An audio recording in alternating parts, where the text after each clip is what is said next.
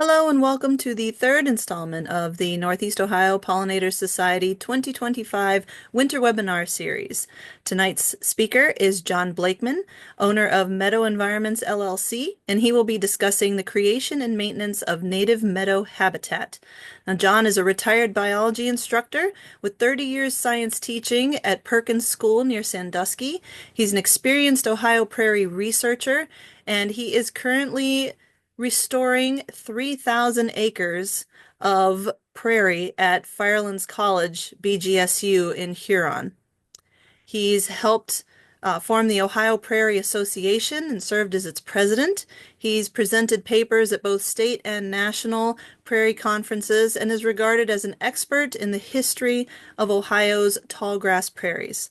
So without further ado, I will go right into the webinar.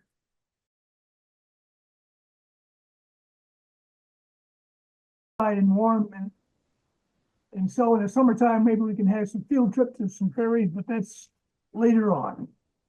Here we go. Creating and managing a prairie. What does prairies have to do with pollinators? Everything. And we'll show this right here. Now I'm talking about creating a prairie meadow. So if you want to do 5 acres or 10 or 20 acres, this is how you do it. But you could do a micro meadow in your backyard. It could be 3 feet by 8 feet. It could be a prairie garden. Here we go. Let's see. How do we create a prairie meadow? First thing I say is forget everything you know about horticulture. Everything is different. Prairies grow different from garden plants, entirely differently. You've got to use special techniques, and you have to be aware of them. And that's what we'll show you right here. Here's what we're going to talk about. Number one, where are you going to put your prairie? You can't. There's certain places you can't put it, especially they can't be in a forest. They can't take shade. There's the big one: site preparation. You can't just go out and scatter some seeds and expect to have a pollinator support patch or a prairie come up 2 years later. You got to prepare the site perfectly. Then you have to seed it. And again, yes, you may scatter the seeds, but you then have to incorporate the seed properly. And I'll show you how to do that. And you don't till the ground. You don't put the seeds on bare, solid ground. Then you and your neighbors are going to get bent out of shape in the first and second year growing. You're in the first year when your prairie starting to grow, it looks weak and weedy. There's not much there. And that's because the prairie plants are growing down their first and second year, not much up. It isn't going to look good until the third year, which is actually the fourth year, because your first year was the year you used to prepare the site. So growing a pollinator support patch or a prairie is a 4 or 5 year project. And then after it comes up, every year you have to manage it. And we'll show you how that happens. Those are the 5 things we're going to talk about. Here we go. Oh, then we also figure out what are you going to plant there? When I say prairie, people think of bison and Wyoming. Yeah, that's prairie. That's the short grass, high plains prairie. That's not the tall grass prairie we had here in Ohio. So you need to use the species that grow well here. And then, so it looks nice for you and your neighbors, site design. Now, if you want to plant a desk-sized rectangle, you can do that. But if you want a larger patch, nature does not have squares, circles, or triangles. They're curvilinear, and I'll show you that at the end. Okay, where are you going to put the prairie? The photograph right here is someone's backyard. It had a nice 2-acre prairie backyard, and they put some walking lanes and put it on this hillside back there. Very, very nice. First thing, absolute minimum of half a day of sun.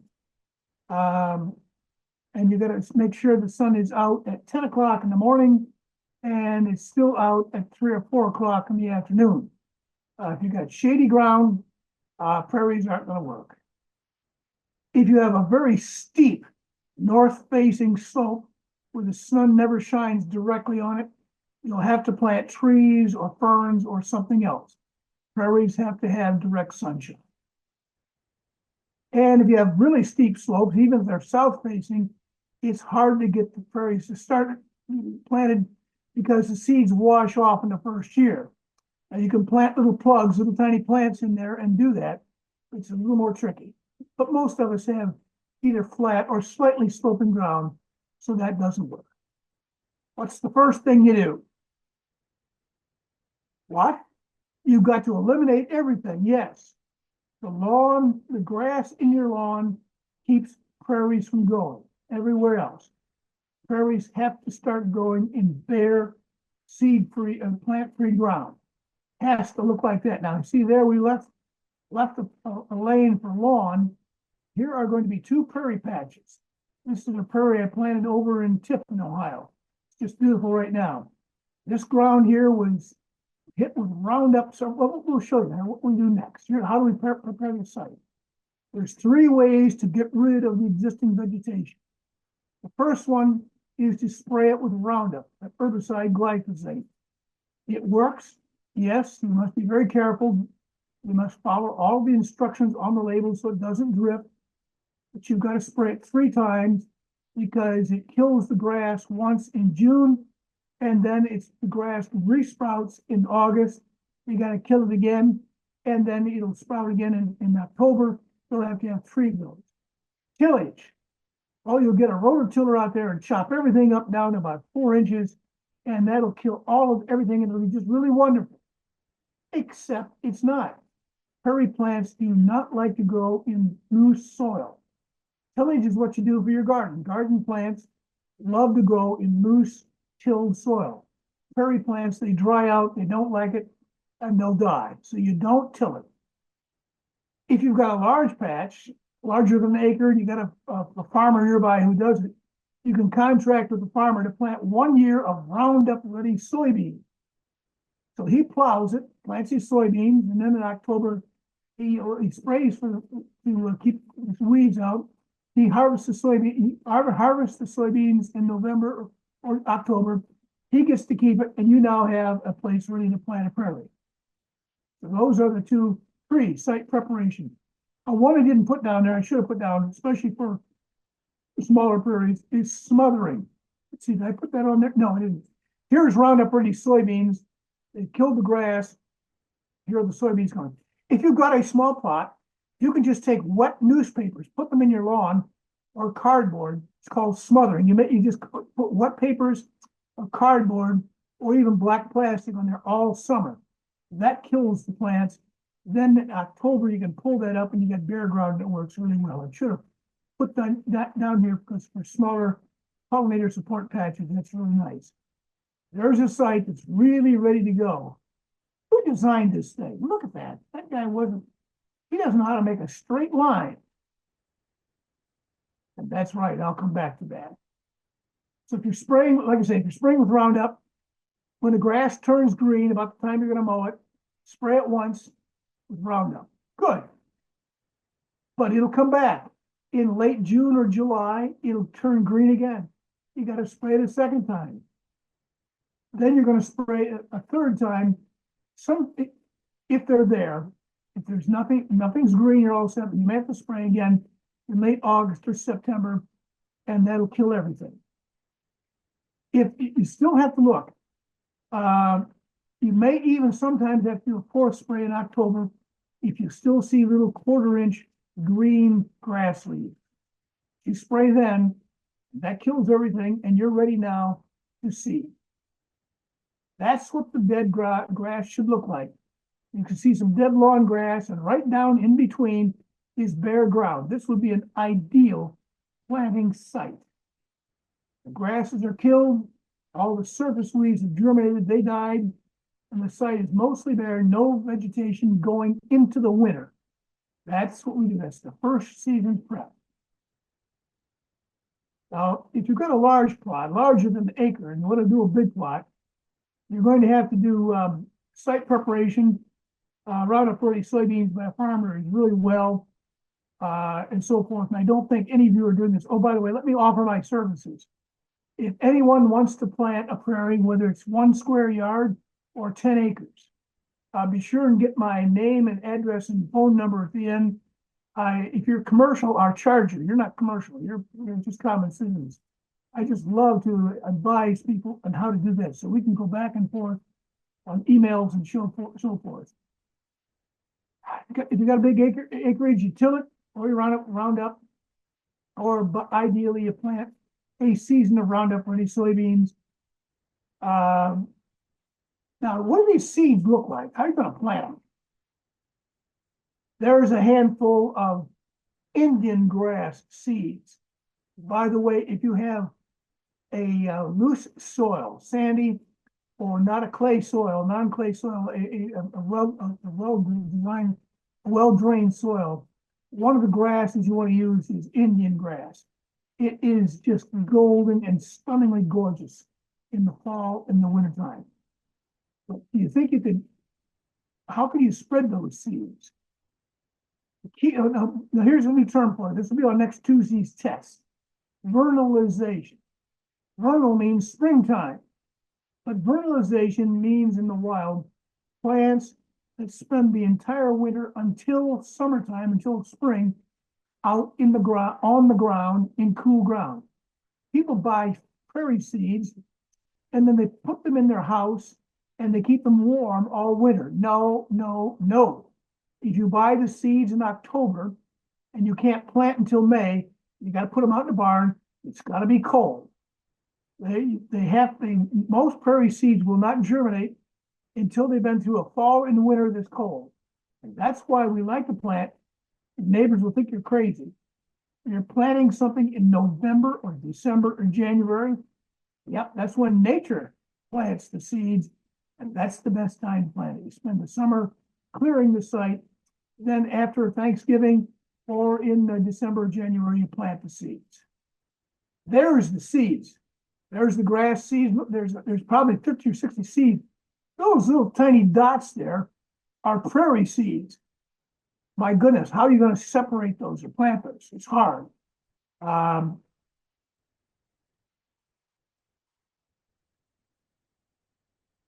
One way to do it is to scatter the seeds by hand. Don't worry, that's my phone. My wife will get that. You mix your seeds with some sand. Get yourself a bucket of sand, put the seeds in the sand, and now you can toss the sand, and the sand carries those seeds, disperses those seeds really nicely. If you try and toss the seed themselves, they go nowhere. They're light and fluffy. Or you can, if you can have a special broadcast seeder that tosses them out. And if you've got a large area, you're going to have to hire somebody to plant them with the prairie seed drill. I'll show you those.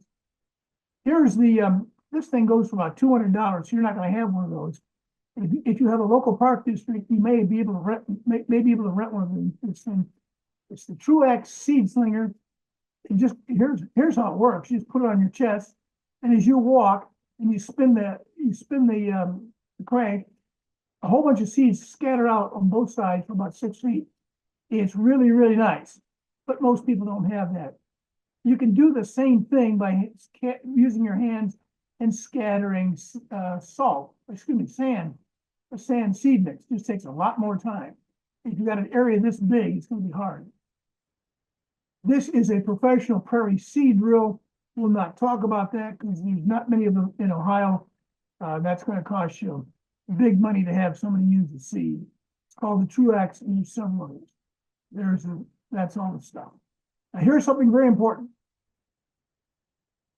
You don't want to get the seeds in the ground any greater than a 1/4 inch. Actually, the best thing is just to get the seeds right on top of the ground. In your garden, you've got to get your pea plants down in the ground. The prairie seeds start growing when laying on top of the ground. Now, I have a strange job. I work at Mass's, formerly Plum Brooks. Well, I'll get to that here. I'll come back to that story. Again, the best time to plant is November and December so that the seeds are on the ground all during the winter. If you have to wait and plant in April and May, buy your seeds now and keep them outdoors in the building. Never let them get to 60 degrees in the wintertime. They got to stay cold year round. If you're just going to get a small bag for a small plot, just put them in the back of your refrigerator. It works really well. Best is shallow.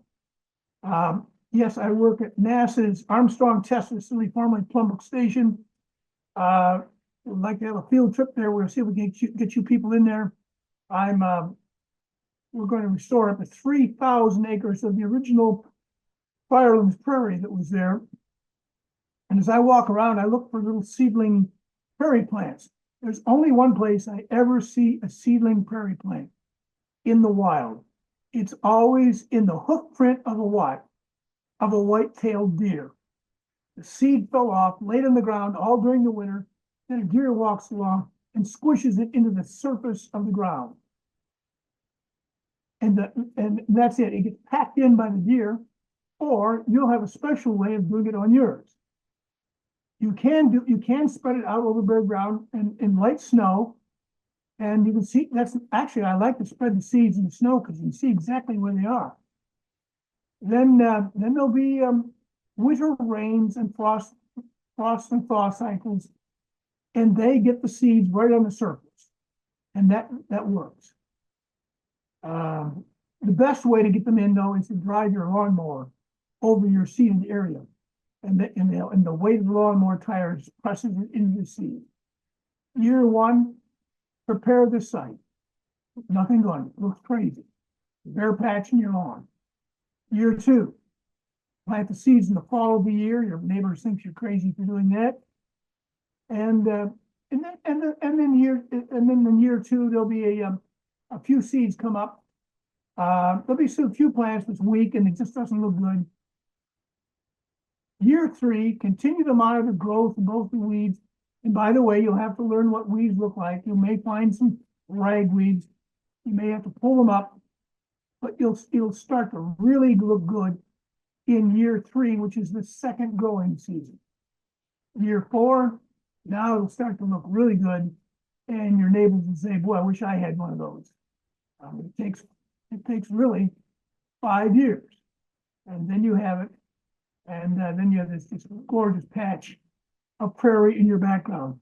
By the way, you notice there's lawn out here.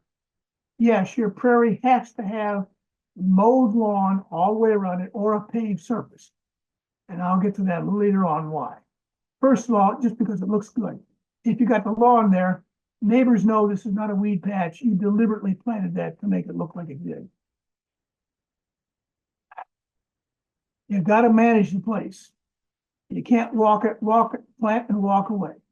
You got to pull the weeds because especially ragweeds and some of the larger weeds, they'll grow real quickly. They'll shade it out, and that'll be the destruction.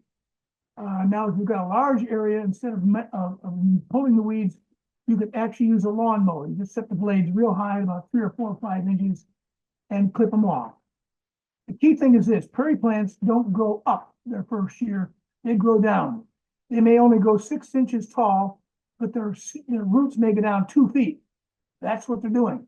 That allows them to handle droughts. That's the nature of the plant. It's good. Now here's the weed shading law to see if your first year prairie is going to work.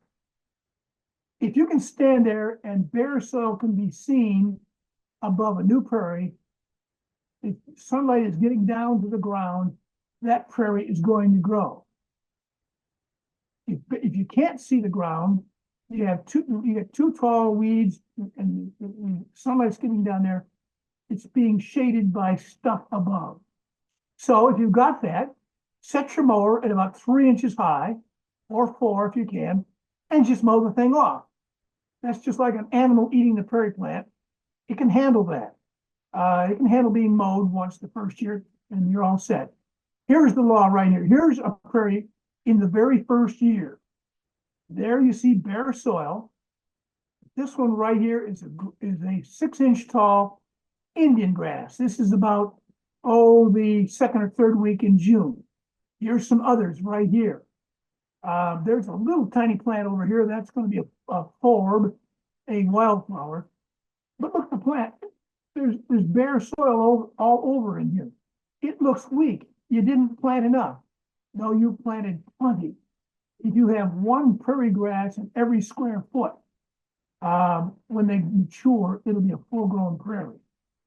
And The key thing here is the little tiny seedlings with one little leaf in the ground, they're not being shaded. That's what it's supposed to look like. Like I said, remove the seeds by hand or clip them off, but you gotta know what the seeds are, what the weeds are, because and in most sites, the weeds can be controlled by periodic mowing in the first year, just 2 or 3 times. When the weeds get to be 6 or 7 inches tall, clip them off at 3 or 4, and you're all set. So the best height in mowing, like I said, is 3 or 4. If your lawnmower can go up to 4 to 6 inches, that'll be fine. And usually you just mow until mid-June, then let it grow. 2 to 3 inches will work, but don't clip it off close to the ground. That'll kill everything. So there we go. Key thing is, if you had diligent site prep, there may actually be almost no weeds growing out there at all, because they grew up the first year when you do anything. 95% of success involves that effective site prep, eliminating the existing plants and seeds in the year before you plant. If you do that well, you're all set. That's what the place should look like at the end of the mowing, at the end of that first year. The site prep, you've killed everything, it's bare ground, you're ready to go and seed. Second year, you might have to do 1 or 2 early season mowings, but after July, let everything grow. In most cases, you can just let it grow nicely. And then you'll see the grass coming up thickly then. It'll be really nice. And congratulations, you now have not only an Ohio tallgrass prairie, but you are on our way to a pollinator support patch. Because not only are you going to be planting prairie grasses, and here's new prairie grasses, there's the dead ones from last year. Here they are coming up from, this is probably in the first week in June. The key thing here is you see all those dead grasses. If you let those 6 foot tall dead grasses be there all during each season, they just get, it's a grass mulch, and it retards the regrowth every year. So you got to get rid of those grasses somehow. So here's how you do it. If you have a small site, you can take your rake and rake it off. And by the way, the dead prairie grass makes fantastic mulch on your garden. When I had a garden, I would put down about 10 square feet of that and plant my tomatoes in there. Never ever had to weed them. The tomatoes loved it. It was really great. It makes really good mulch. Or you can turn your lawnmower on just and go really slow and pulverize it. And now here's what I do, I won't get into this now. If you want to do that, you better give me a phone call, because it's kind of complicated. It can be done, and it is very exciting, but don't burn unless you know how to do it and you get it approved by the local fire department and the Ohio EPA. You have to notify the EPA on a special form that you're going to burn. I can show you how to fill that in. And if you're outside of the city limits, you also have to have a guy like me, a certified prescribed fire manager, do the burn, unless you do the burn after 6 o'clock. And I won't go into details here. Just give me a phone call, I'll discuss it. Here's a prairie fire on somebody's lawn. There's a big patch there. We burned this patch off, we're burning that one. You gotta have a green fire break mowed all around every prairie. People ask me, John, how do you control those big 100-acre prairie fires out there at NASA?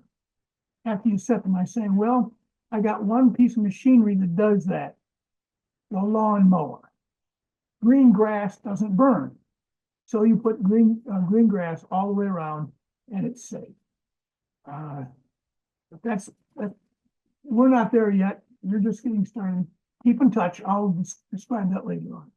What are you going to plant? Okay, you need to do your homework. Consult prairie landscaping handbooks and websites. Here's the ones I recommend. This is the first one. Write that down and just get it in your head. OPNC. OPNC.com. It's up in Hiram, Ohio. They sell Ohio prairie seeds, individual seeds and seed mixes. They have just a lot of information on their website. A lot of the things I've told you, that's who I recommend you buy your seeds from. Now, there's another seed company that is really spectacular, and they've got the most information on there that anybody has, called Prairie Nursery. Just look it up, Prairie Nursery. They're up in Wisconsin. Go to their website and spend 2 hours reading the whole thing, and you'll know how to do it. Don't buy any of their seeds. Now, they're good people, and they have wonderful seeds, but the seeds are seeds that grow in Wisconsin. What kind of weather did they have in Wisconsin this week? The seeds have to be seeds that can grow in northern Ohio. OPN seeds do. You don't want to grow the seeds from Michigan, Wisconsin, and Minnesota. They'll grow in Ohio, but not well. They don't belong here. Nor do you want to have seeds from Oklahoma or Kansas in warm areas. So OPN seeds is where you get the seeds. And that's just what I've been saying. There's a lot of species. You can check all of the other nurseries. Like I say, Prairie Nursery and OPN seeds. The design. What do you mean design? Not Planet Prairie. There's no design. Yes, there is. Nature abhors straight lines and square corners. Nature doesn't have those. Neither should you. You are not planting a formal garden, which does have straight lines and square corners. Here is an example of a prairie I designed. This is a backyard house with a big backyard lawn, lots of mowing. I get these phone calls all the time. They say, Mr. Blakeman, we just bought 3 acres out in the countryside. We're just building a house. And in the backyard, we want to plant a prairie to make it look nice. I said, oh, that would be spectacular. So they hire me. And by the way, I'll advise you free. You send me a picture of your house, I'll design it for you. Well, people like pollinators, I don't charge. I'm not out to make money. So what did we do here? Hey, look at that. There's the house. There's the view back to the patio. Each one of these is an island of prairie. There's actually 7 different islands there, slightly different ones. We planted some Indian grass, little blue stem, big blue stem. So as you look out, you see all of these. And by the way, notice these walkways. If you're an 8-year-old little boy and you're standing right there, where are you going to go? Yeah, I got to go to see where this is. Actually, everybody does. It's just a fantastic place. You can walk all the way around and see it. And that's one. Here's my masterpiece, my piece de resistance. This is 22 acres over on the Sandusky River in Fremont. This was a retired veterinarian's house. He bought, there's the river right there. This is all woods right there. There's the road. They were building the house, and the architect, the builder had a straight line from the house right there, right down to the road. I said, stop, stop, stop. We got him a day, and we put in a sigmoid S-shaped driveway. That alone is nice. What next did we do? That's my design. How many are there? There's 8 or 9 different prairie islands out here, all curved lines, and every window in the house looks out on a different prairie. It's actually stunningly gorgeous. And here's what it looks like in an aerial photograph. Here's the driveway in. We planted all of these trees, created a forest on the edges right here. There's the natural forest over there. Curved lines right here. You come into an oak alley of trees right here. You come right here, you can just barely see the house. And then you come up, every 100 feet, everything changes. It's theater going on the way in. These are all oak trees right here. It's just spectacular. People see it. So that's my program, and we'll talk when I get done here. The key thing is native plants landscaping now is being used in metro parks, arboreta, roadsides, planting on schools. Every school ground should have a pollinator support patch for 3 for sure. City parks, business parks, and at residences. Here's a term that you should use. I use it all the time. Conventional landscaping is 3 T's landscaping.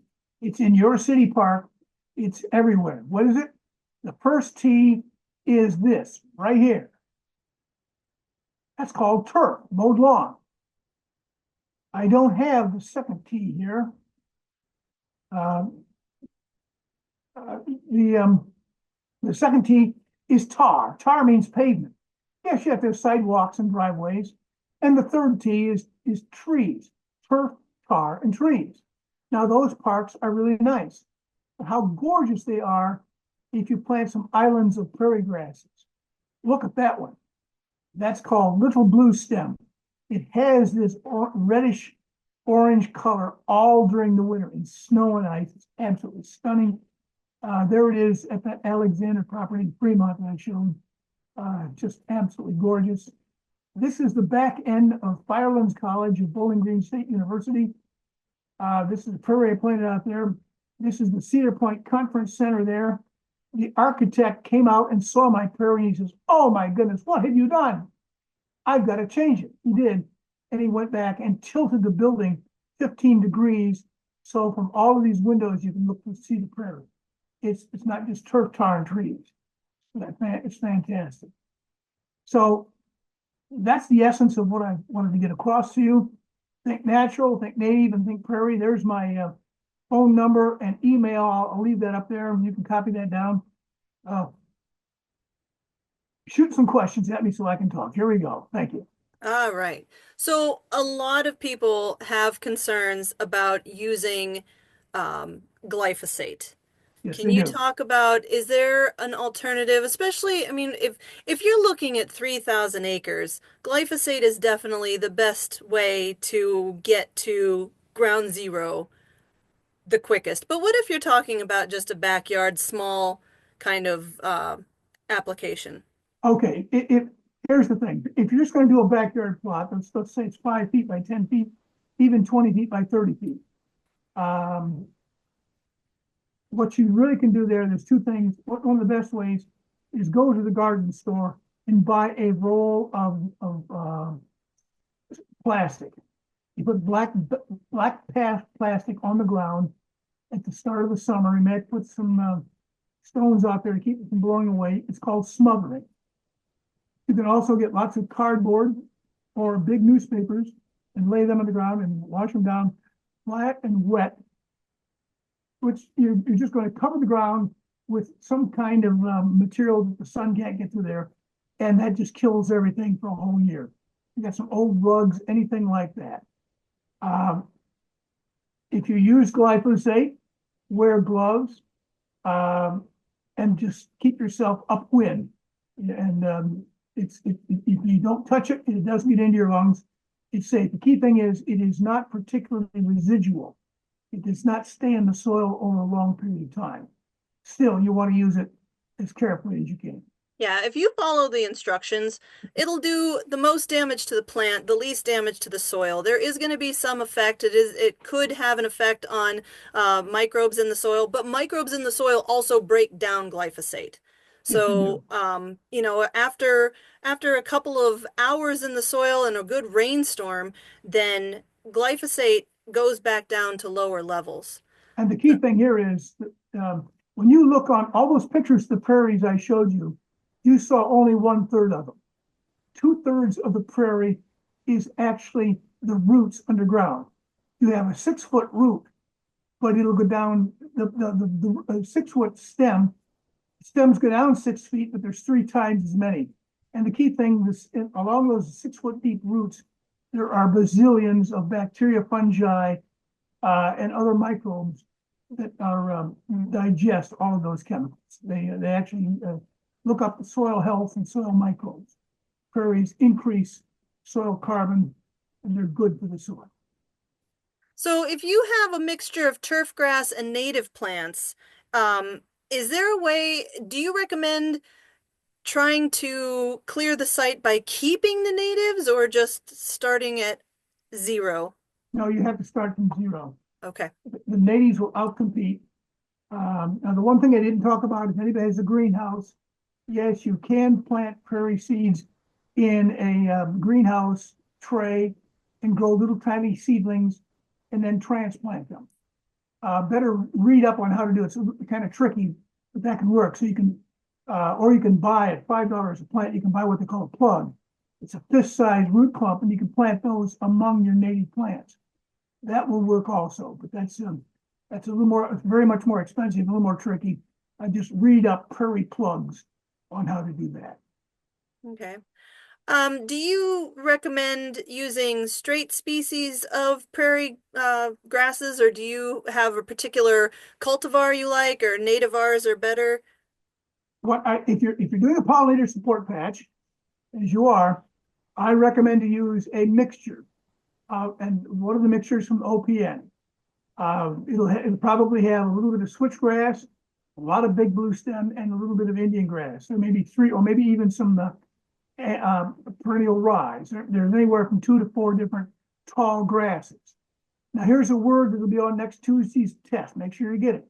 The word is forb, F-O-R-B. Prairies have two plants. They have grasses, we know what those are, and forbs. A forb is simply a prairie flower. Um, and you'll have anywhere from a half dozen to maybe a dozen prairie forb species, from small ones to tall ones, and especially for pollinators, you have something with pollen and nectar starting from May all the way until November, and that's what the prairie forbs do. They provide that for pollinators. So if you're mowing everything early in the season, will the natives grow back better than the weeds will? Oh, yeah, that mowing is going to be done in March or April. You're just mowing down the stuff that stayed there during the winter time. And so that's when you mow down the grass. It's still standing real slowly, chop it up and pulverize it, go real slow. And yes, so that'll give about a 1 inch of pulverized dead grass mulch. And the prairie plants, they can shoot their leaves right up, right through that very nicely. Works very well. And that mulch also keeps the weed seeds from germinating. So it's really good. Are there any particular plants for wetter areas if you wanted to put a prairie in a wet area? Oh, I'm glad you asked that. Absolutely. If you have a wet area, you're going to plant one grass. Now there's 4 or 5 or 6 forms that will grow well in wet areas. But the prairie plant that goes well in soggy areas is switchgrass. Switchgrass is just stunningly gorgeous. Um, we are now planting a 40 square foot circle of switchgrass on Ohio Department of Transportation roundabout over in Ottawa County. As the cars go around this roundabout, it's going to have lots of prairie forbs and switchgrass in there. It'll just look absolutely stunning. So yes, and if you have a really soggy spot, you got to plant prairie cordgrass. The seeds are a little expensive, but it's worthwhile if you've got a really soggy spot. You have a rain garden, for example, that's really beautiful. And again, feel free to give me a call or email me. I can give you details on any and all of these or any question you have on prairie. Just love to talk to people who are interested in prairies. Do you have a favorite grass genus other than the ones you've mentioned for your prairie designs? There's two of them. Uh, for when the soil is not heavy clay. In heavy clay, the grass I really like is Indian grass, Sorghastrum nutans, Indian grass, because the grass itself is so gorgeous in color and texture through the whole winter, through the whole year. The main prairie grass is big blue stem, which does not have a blue stem, but it grows in almost all of the prairie seeds. The one that I really, really like, and we did some of it, but it's hard to grow to begin with. Look it up. Little blue stem. Only grows about as tall as a desk. It has a just stunningly gorgeous reddish color all during the winter time. In the snow in the winter, it's just spectacular. But it's kind of tricky to get going. It can take 2 or 3 years to grow. You can do it densely. Go to the Prairie Nursery website, and they'll tell you about um, the little blue stem.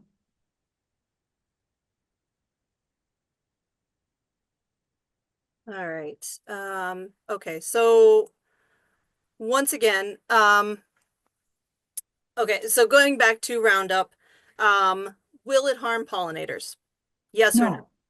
No, no. It does bees if you spray a lot of it and the bees take it in. In these plantings, it's not going to because you're going to spray it on a lawn unless you got a whole bunch of clover in there. There's not going to be any bees in there at all. Um, and where it does, if you're trying to knock down 6 foot tall plants, yeah, bees will come in there and they'll take it back, and it does reduce honey production or even reproduction. It doesn't kill them, but it weakens the hive.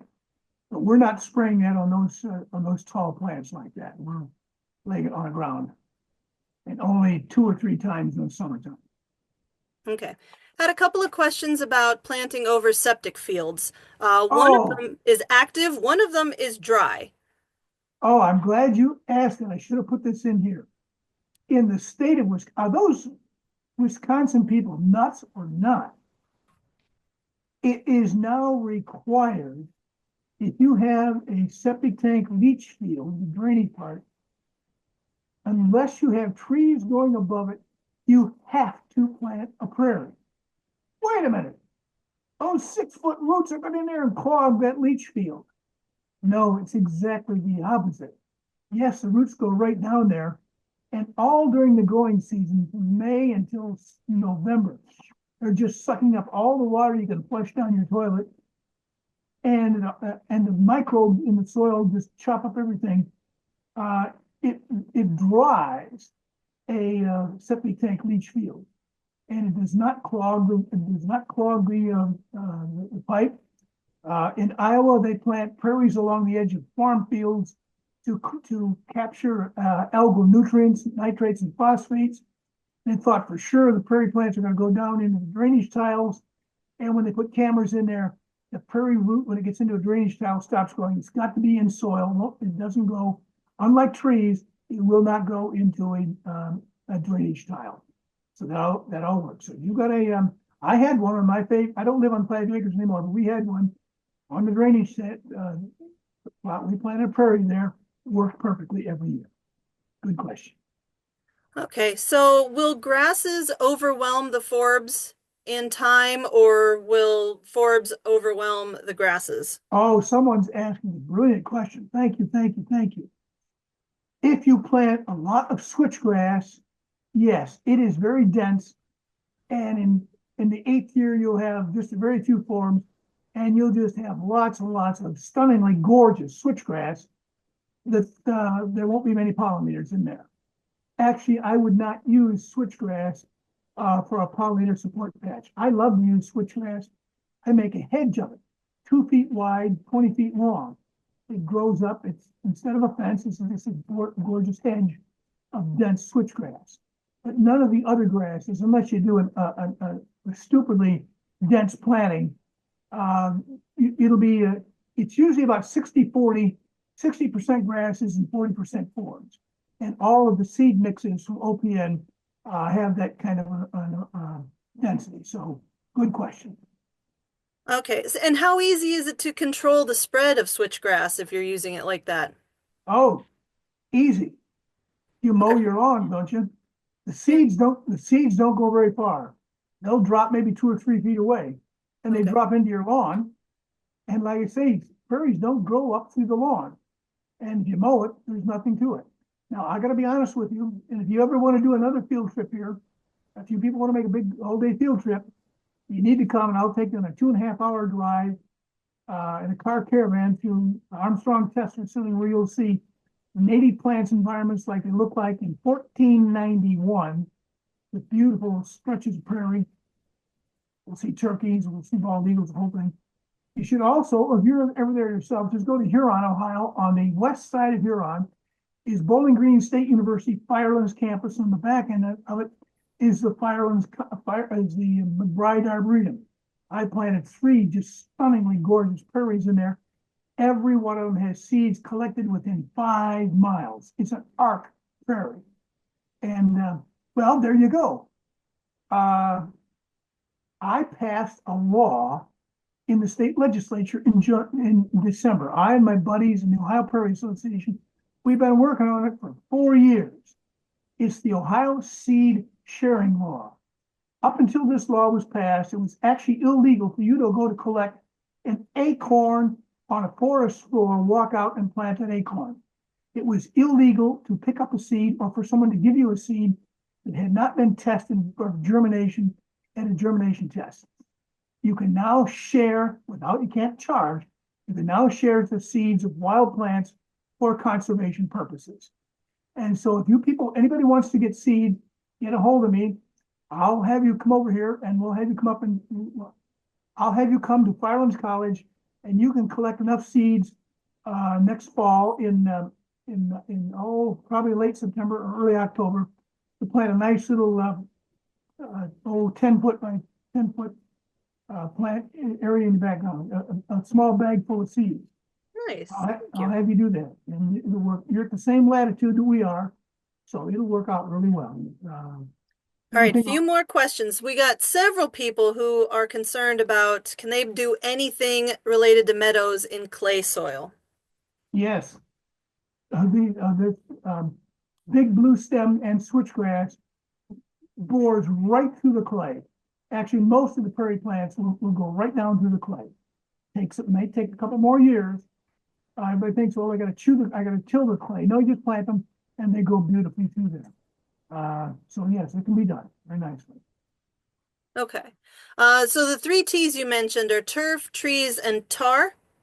Turf, tar, and trees. That's it. Yep. Got it. Okay. And let's see. Do you have any favorite forbs to add to the grasses? Oh, that's another program. I really did. I had about 15 of them. I took them out of here because I'd be talking. Uh, just look, go to the OPN website, or just type in prairie forbs. I think I have a few of those on the Ohio Prairie Association website. Yes, there's about a dozen of them. They're just absolutely stunning. A bunch of yellow sunflower composites. Um, I could go on and on. And that's the nice thing. The prairies in bloom from the middle of June all the way until November in different colors. Um, and you got to have forms. All right, a couple And they're more. all, yeah. So have you had any success using sedges in sunny plantings? Oh, good question. The answer is no. Why?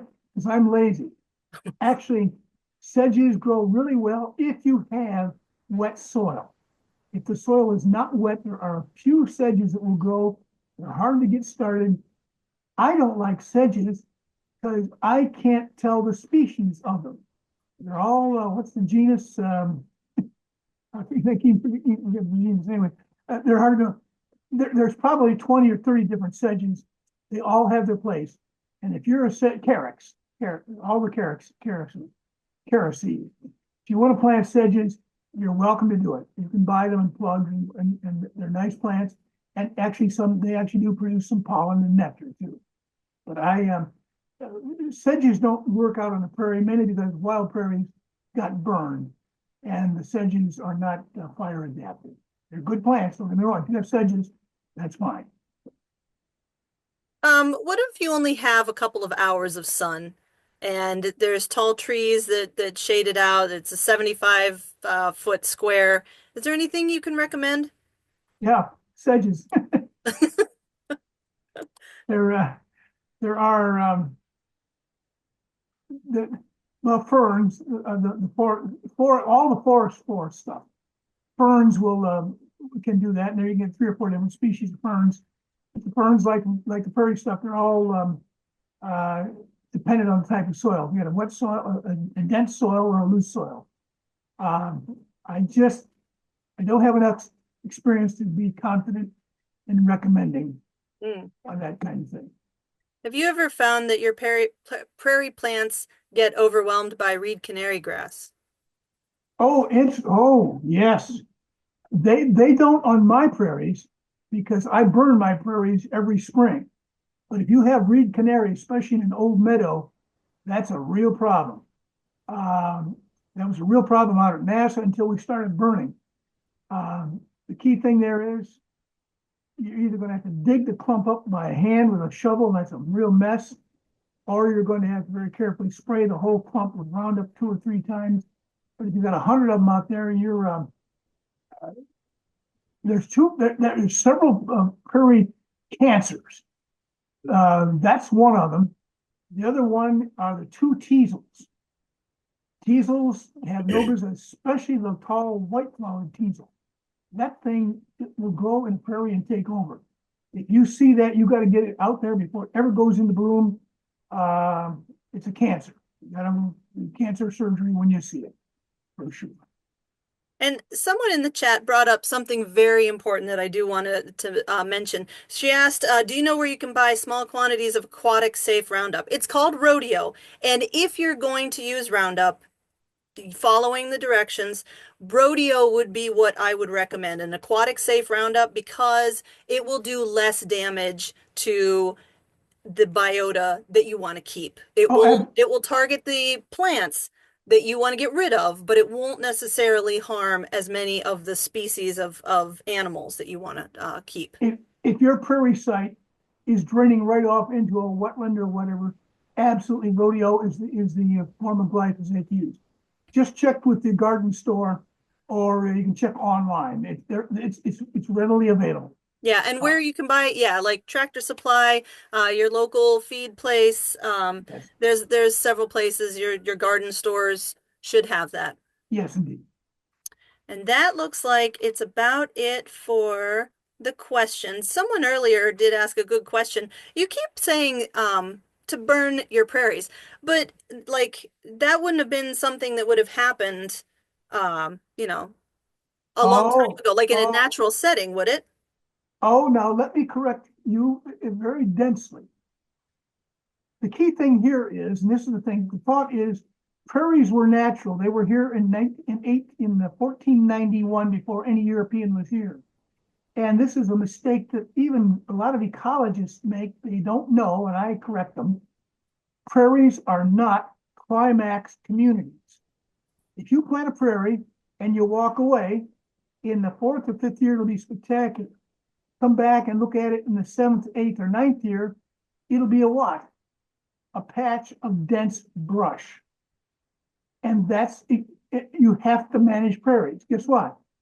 In 1491 and all the way back to the end of the Ice Age, there was one factor that maintained the prairies: indigenous peoples. The Native Americans burned every year. Why? Well, number one, a lot of men do it, and it's a guy thing. It's just truly spectacular.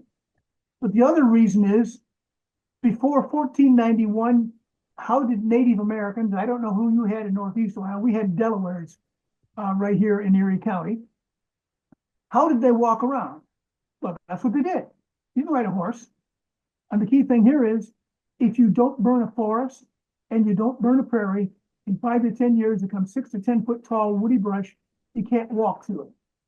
And if the Indian can't walk through it, he's dead. You've got to hunt, you've got to move. And so they knew. They were ecologists. They burned every spring in April.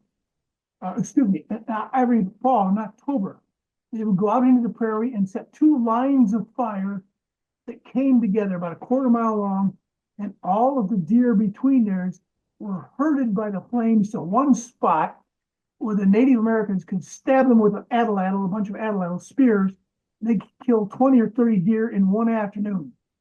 That's next winter's 2 things: raw meat, food and protein, and all of their clothing.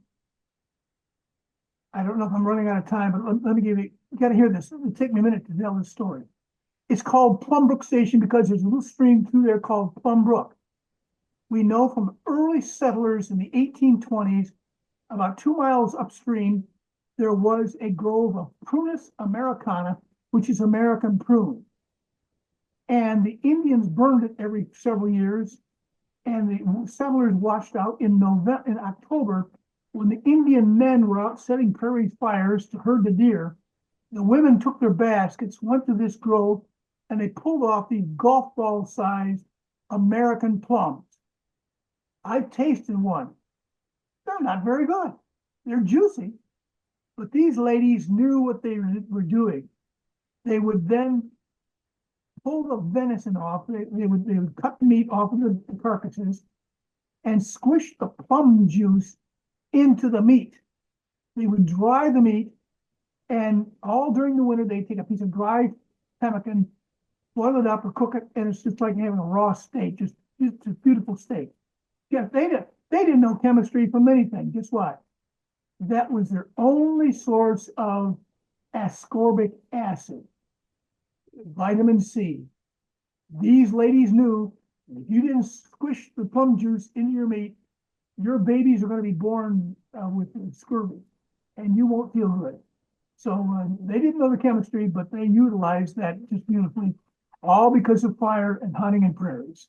So yes, the prairies are the word. This is the second word of the next two weeks.